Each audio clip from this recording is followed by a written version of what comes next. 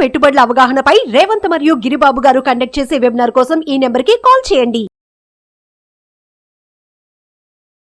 నమస్తే, welcome to Suman TV. నేను విష్ణు. ప్రస్తుతంతో పాటు Q P F P qualified person finance professional Rajeshwara Reddy garu ఉన్నారు. వారితో మాట్లాడదాం. సార్ నమస్తే. సార్ రాజేశ్వర రెడ్డి గారు. నమస్తే అండి.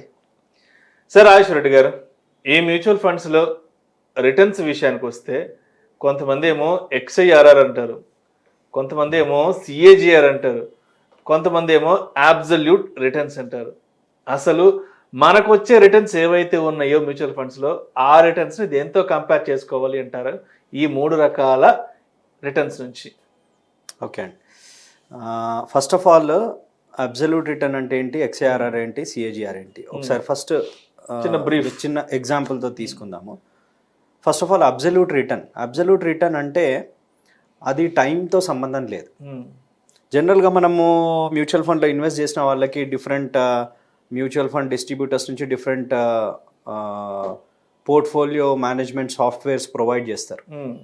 అందులో XIRR ఉంటుంది, అబ్సల్యూట్ రిటర్న్ ఉంటుంది. సో జనరల్గా ఇన్వెస్టర్స్కి ఎప్పుడైనా పోర్ట్ఫోలియో చూసుకున్నప్పుడు కొంతమంది అబ్సల్యూట్ రిటర్న్ చూస్తుంటారు, కొంతమంది XIRR చూస్తుంటారు. సో అబ్సల్యూట్ రిటర్న్ అంటే ఏంటి అంటే, ఫర్ ఎగ్జాంపుల్ మీరు ఒక 100 రూపాయలు పెట్టారు, నేను ఒక 100 రూపాయలు పెట్టాను ఇన్వెస్ట్మెంట్. మీది 200 అయింది, నాది 200 అయింది. సో ఇక్కడ ఏంటంటే మీకు 100% రిటర్న్ వచ్చింది, నాకు 100% రిటర్న్ వచ్చింది. సో 100-200 అయింది అని అంటే 100% రిటర్న్ వచ్చింది. బట్ ఇర్రెస్పెక్టివ్ ఆఫ్ టైం, అంటే మీకెంత టైంలో 100-200 అయింది, నాకెంత టైంలో 100-200 అయింది అనేది మనం కన్సిడర్ చేయట్లేదు. సో ఈ టైం అనేది కన్సిడర్ చెయ్యకుండా క్యాలిక్యులేట్ చేసే రిటర్న్ని అబ్సల్యూట్ రిటర్న్ అంటాం.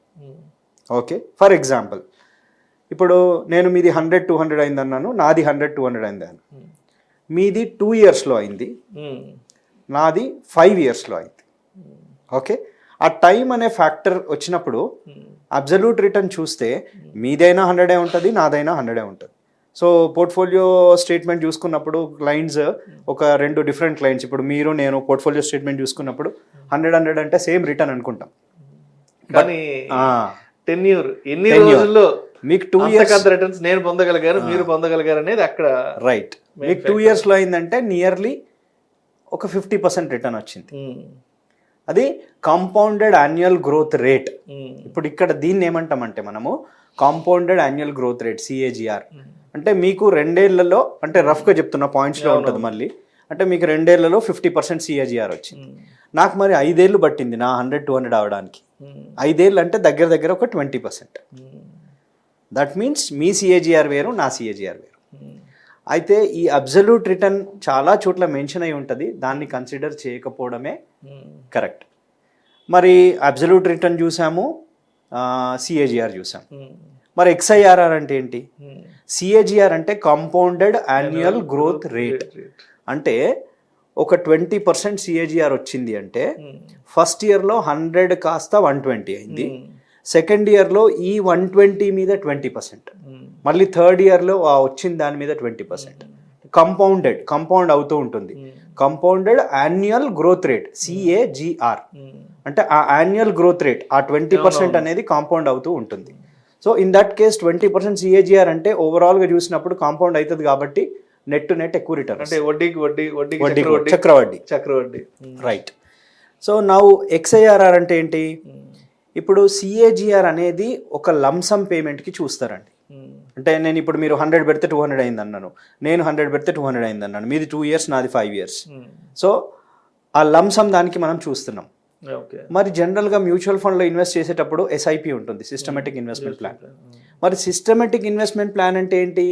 పీరియాడికల్ ఇన్వెస్ట్మెంట్స్, అంటే multiple investments in a year, ఒక పద్ధతి ప్రకారం ఇన్వెస్ట్ చేసుకుంటూ పోవడం. మనం ఇంతకుముందు 100-200 అన్నదేమో single investment, one time investment, lump sum investment.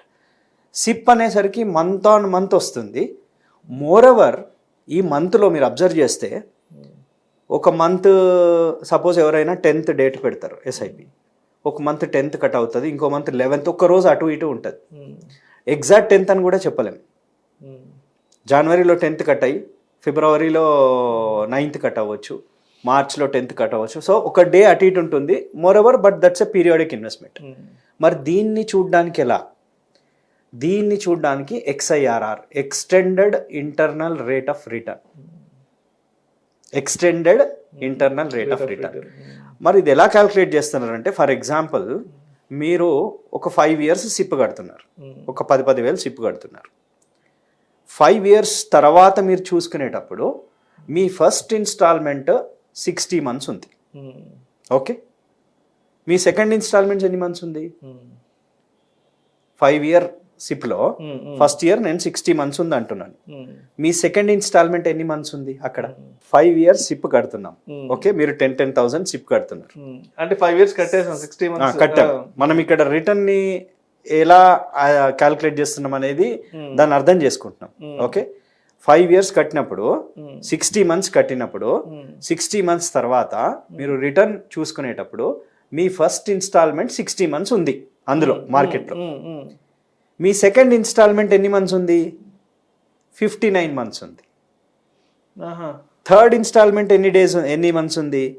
58 months ఉంది. ఫోర్త్ ఇన్స్టాల్మెంట్ ఎన్ని ఉంది? 56 months ఉంది. అంటే ఒక్కొక్క మంత్ డిక్రీజ్ అవుతూ ఉంటుంది. జనరల్ గా మనం ఒక లంసమ్ ఇన్వెస్ట్ చేస్తేనేమో మనం 1 year 2 year 3 year ఏం చేస్తామో అదంతా తీసుకుంటాం. కానీ సిప్ లో అలా కాదు కదా. సిప్ ఏం చేస్తున్నామంటే మనం కట్టిన ఫస్ట్ ఇన్స్టాల్మెంట్ ఎంటైర్ పీరియడ్ ఉంది, సెకండ్ ఇన్స్టాల్మెంట్ ఒక మంత్ తగ్గుతుంది, థర్డ్ 2 months తగ్గుతుంది. ఇక్కడ ఫస్ట్ ఇన్స్టాల్మెంట్ కి 60 months కి రిటర్న్ క్యాల్కులేట్ చేయాలి, సెకండ్ ఇన్స్టాల్మెంట్స్ కి 59 months కి రిటర్న్ క్యాల్కులేట్ చేయాలి, థర్డ్ ఇన్స్టాల్మెంట్ కి 58 months కి రిటర్న్ క్యాల్కులేట్ చేయాలి. ఇలా ప్రతి ఇన్స్టాల్మెంట్ కి రిటర్న్ క్యాలిక్యులేట్ చేసి దాని యావరేజ్ తీస్తే వచ్చేది XIRR. సో ఏంటంటే మన ప్రతి ఒక్క రూపాయిని ఎన్నాళ్ళు ఇన్వెస్ట్ చేశాము, దానికి ఎంత రిటర్న్ అనేది ఎగ్జాక్ట్ క్యాలిక్యులేషన్ చేయాలంటే XIRR. XIRR కి ఎక్సెల్లో సింపుల్ ఫార్ములా ఉందండి. మనము = అని టైప్ చేసి XIRR అని టైప్ చేసి బ్రాకెట్ ఓపెన్ చేసి ఆ ఎన్ని పేమెంట్స్ ఉన్నాయో వాటిని సెలెక్ట్ చేయాలి, కామా పెట్టి ఎన్ని డేట్స్ ఉన్నాయో వాటిని సెలెక్ట్ చేయాలి. ఆ డేట్ ప్రకారం ఆ ఇన్వెస్ట్మెంట్ ప్రకారం మనకు అక్కడ ఇచ్చేస్తుంది. సో ఇక్కడ ఈ రిటర్న్స్ అన్ని ఎందుకు మనము ఈరోజు డిస్కస్ చేస్తున్నామంటే అండి, ఫర్ ఎగ్జాంపుల్ చాలామంది రియల్ ఎస్టేట్లో ఇన్వెస్ట్ చేసినప్పుడు ఎంత పెట్టాను ఎంత వచ్చింది, they look in terms of absolute return. మనం ఫస్ట్ చెప్పిన 100-200, నేను 10 లక్షలు పెట్టాను, ఆర్ సే ఫర్ ఎగ్జాంపుల్ 1 కోటి రూపాయలు పెట్టాను, నాకు 2 కోట్లు అయింది అంటాడు. ఇది ఎన్ని డేస్ లో ఎన్ని సంవత్సరాల్లో వచ్చింది అనేది పర్టికులర్ గా రియల్ ఎస్టేట్ ఇన్వెస్ట్మెంట్ కి వచ్చినప్పుడు ఇది జరుగుతుంది. అదే మ్యూచువల్ ఫండ్ రిటర్న్ కి వస్తే సపోజ్ అదే 1 కోటి రూపాయలు 2 కోట్లు అయితే నాకు 1 కోటి పెట్టా 2 కోట్లు అయింది అన్నారు. జనరల్ గా when we discuss with each other నాకు ఇంత రిటర్న్ వచ్చింది అంటారు. సో రియల్ ఎస్టేట్ లో 1 కోటి 2 కోట్లు అయింది అన్నప్పుడు మనకు చాలా ఎక్కువ రిటర్న్ ఇచ్చింది అనే థాట్ ప్రాసెస్ లో ఉంటాము. కానీ మ్యూచువల్ ఫండ్ లో 15% రిటర్న్ వచ్చింది అని అంటే ఇంతేనా అనే ఒక థాట్ ప్రాసెస్ ఉంటుంది. కరెక్ట్ గా చెప్పాలి అని అంటే రియల్ ఎస్టేట్ లో 5 ఏళ్లలో 1 కోటి రూపాయలు 2 కోట్లు అయినా, మ్యూచువల్ ఫండ్ 15% రిటర్న్ వచ్చినా it is one and the same. కానీ ఆ వే ఆఫ్ లుకింగ్ అది అబ్సల్యూట్ రిటర్న్ లో, ఇది XIRR లో క్యాల్కులేట్ చేస్తున్నాం కాబట్టి మనకు ఆ తేడా తెలుస్తుంటుంది. స్టాక్స్ లో కూడా అండి, ఇఫ్ యూ అబ్జర్వ్, మనము స్టాక్ ఇన్వెస్ట్మెంట్ చేసినప్పుడు మనకు ఆ పోర్ట్ఫోలియోస్లలో చూసినప్పుడు అక్కడ అబ్సల్యూట్ రిటర్న్ చూపిస్తుంటాడు. సో ఎంత పెడితే ఎంత వచ్చింది, నేను 1,00,000 పెట్టాను 1,50,000 వచ్చింది, 50% రిటర్న్ అని అక్కడ చూపిస్తాడు. ఆ రిటర్న్ ని తీసుకొచ్చి మ్యూచువల్ ఫండ్ లో XIRR తో కంపేర్ చేసి నాకు అక్కడ ఎక్కువ రిటర్న్ ఇచ్చింది అని అంటారు. సో ఈ రిటర్న్ కంపారిజన్ చేసేటప్పుడు అంటే asset class to asset class, real ఎస్టేట్తో మ్యూచువల్ ఫండ్కి చేసినా, స్టాక్స్తో మ్యూచువల్ ఫండ్కి చేసినా కానీ సేమ్ లాజిక్ యూజ్ చేయాలి. అంటే సేమ్ ప్యాటర్న్, అంటే XIRR చూస్తున్నప్పుడు XIRR చూడాలి, CAGR చూస్తే CAGR చూడాలి. సో ఈ క్యాలిక్యులేషన్స్, ఈ XIRR అబ్సల్యూట్ రిటర్న్ CAGRకి డిఫరెన్స్ తెలిసినప్పుడు we will not make wrong, అంటే ఆ రాంగ్ డెసిషన్ తీసుకోము, ఏది తక్కువ వచ్చింది ఏది ఎక్కువ వచ్చింది అనే దగ్గర. సో ఇవి చాలా చాలా ఇంపార్టెంట్. జనరల్గా ఓవరాల్ వ్యూ చెప్పాలి అని అంటే, మనము లైఫ్ ఇన్సూరెన్స్ ఇన్వెస్ట్ చేసినప్పుడు ఇయర్లీ ప్రీమియమ్స్ కడుతుంటాం, అక్కడ CAGR చూసుకోవచ్చు, no problem. Mutual fund lumpsum పెట్టినప్పుడు సిఏజిఆర్ చూసుకోవచ్చు, అండ్ ఎస్ఐపి పెట్టినప్పుడు XIRRని చూడాలి. ఎందుకంటే ఒక పర్టికులర్ ఫోలియోలో మనం ఎస్ఐపి కాకుండా మధ్య మధ్యలో లంసమ్స్ కూడా యాడ్ చేసే ఛాన్స్ ఉంది. మరి ఆ లంసమ్స్కి కూడా రిటర్న్ క్యాల్కులేషన్ అందులో ఉండాలి అని అంటే XIRR, extended internal rate of return is the best way of looking the returns. Thank you so much Rajeshwara Reddy గారు. అసలు మ్యూచువల్ ఫండ్ ఇన్వెస్ట్మెంట్స్లో ఎన్ని రకాల రిటర్న్స్ ఉంటాయి, ఏ రిటర్న్ని ఎలా అర్థం చేసుకోవాలి అనే అంశం గురించి చాలా చక్కగా, చాలా డీటెయిల్డ్గా మీ అనాలిసిస్ తెలియజేస్తే thank you so much sir. నమస్తే. సుమన్ టీవీలో మీ పర్సనల్ అండ్ బిజినెస్ ప్రమోషన్స్ కోసం కింది నెంబర్కి కాంటాక్ట్ చేయండి.